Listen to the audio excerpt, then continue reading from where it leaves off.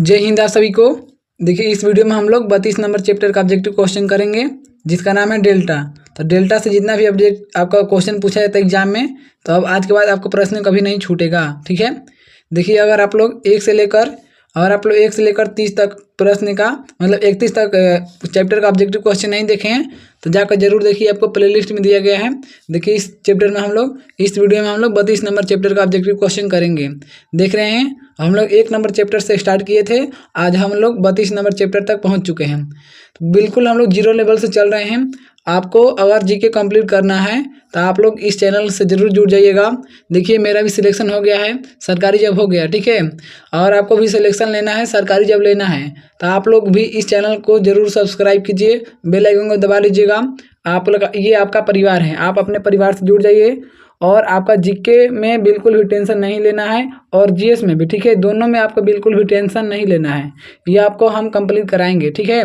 आपको डेली शाम के 6 बजे जीके का क्लास चलता है और रात को 8 बजे आपका जीएस चलता है और 9 बजे रात को आपका ग्रुप डिस्कशन होता है, ठीक है। तो इन तीनों क्लास को आपको जरूर ज्वाइन कीजिए।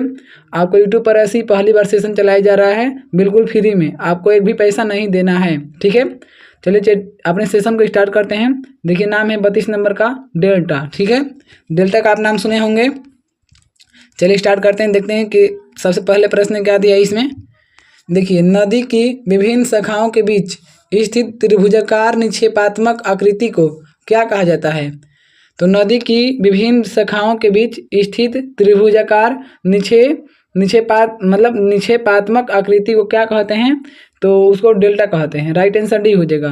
नदी की विभिन्न शाखाओं के बीच स्थित जो त्रिभुजाकार होता है ना आकृति, उसको डेल्टा कहा जाता है। डेल्टा का नामकरणकर्ता किसे माना जाता है। डेल्टा का नामकरणकर्ता किसको माना जाता है, तो डेल्टा का नामकरणकर्ता आपको हेरोडोटस को माना जाता है। राइट आंसर डी हो जाएगा। डेल्टा का नामकरणकर्ता हेरोडोटस को माना जाता है। करेक्ट आंसर आपको डी हो जाएगा। चलिए नेक्स्ट क्वेश्चन देखते हैं। देखिए काफ़ी इंपॉर्टेंट इसका प्रश्न है। सामान्यतया डेल्टा की आकृति किस प्रकार की होती है। सामान्यतया डेल्टा की आकृति किस प्रकार की होती है, तो जो डेल्टा की आकृति होती है आपका त्रिभुज के जैसा होता है, त्रिभुजाकार। राइट आंसर आपको सी हो जाएगा। जो डेल्टा की आकृति होता है ना दोस्त, आपका त्रिभुज के आकार की होती है। नेक्स्ट क्वेश्चन देखते हैं। देखिए आपको काफ़ी इंपॉर्टेंट लेवल का क्वेश्चन कराया जा रहा है, बिल्कुल चैप्टर वाइज, सभी सब्जेक्ट का चैप्टर वाइज, ठीक है। आपको यूट्यूब पर बहुत ऐसा कम मिलेगा। देखिए अभी ज्योग्राफी चल रहा है, ये खत्म होने के बाद आपका हिस्ट्री चलेगा, ठीक है। तो सभी सब्जेक्ट का चैप्टर वाइज आपका ऑब्जेक्टिव क्वेश्चन कंप्लीट कराया जा रहा है। आप लोग इस चैनल से जरूर जुड़िए। निम्नलिखित में कौन सी परिस्थितियाँ डेल्टा के निर्माण के लिए आवश्यक हैं, बताइए कौन सी परिस्थितियाँ डेल्टा के निर्माण के लिए आवश्यक है। तो डेल्टा का निर्माण के लिए जरूरी है। देखिए नदी में बोझ की अधिक मात्रा, ये भी सही है। मुहाने पर ज्वार भाटे के मुक्त होना, ये भी, और मुहाने के निकट नदी का वेग कम होना, ये भी सही है। तो ये सब के सब क्या करता है, डेल्टा बनाने में मदद करता है। तो राइट आंसर आपको डी हो जाएगा, इनमें से सभी हो जाएगा। नेक्स्ट क्वेश्चन देखते हैं। देखिए क्षेत्रफल की दृष्टि से विश्व का सबसे बड़ा नदी डेल्टा कौन सा है। क्षेत्रफल की दृष्टि से विश्व का सबसे बड़ा नदी डेल्टा कौन सा है, तो सबसे बड़ा नदी डेल्टा आपको बताना है, तो सुंदरवन का डेल्टा। ये क्षेत्रफल की दृष्टि से सबसे बड़ा नदी वाला डेल्टा है, सुंदरवन का डेल्टा। राइट आंसर आपको बी हो जाएगा। गंगा तथा मिसिसिपी नदियों का डेल्टा किस प्रकार का डेल्टा माना जाता है। गंगा तथा मिसिसिपी नदियों का डेल्टा जो है उसको किस प्रकार का डेल्टा माना जाता है, तो उसको प्रगतिशील डेल्टा माना जाता है। राइट आंसर डी हो जाएगा, प्रगतिशील डेल्टा। नेक्स्ट क्वेश्चन देखते हैं। परित्याग डेल्टा का उदाहरण निम्न में से किस नदी द्वारा प्रयुक्त किया जाता है।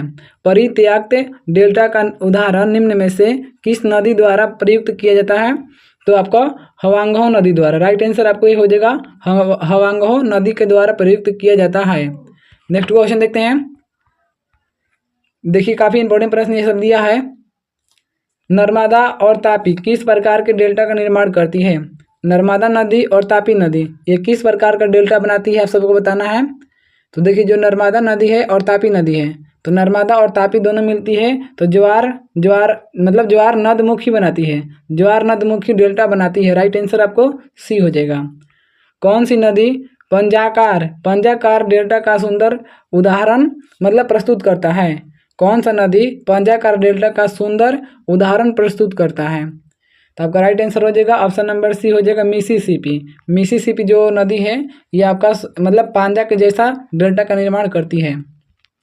निम्नलिखित में से किस नदी का डेल्टा चिड़िया के पर जैसा होता है?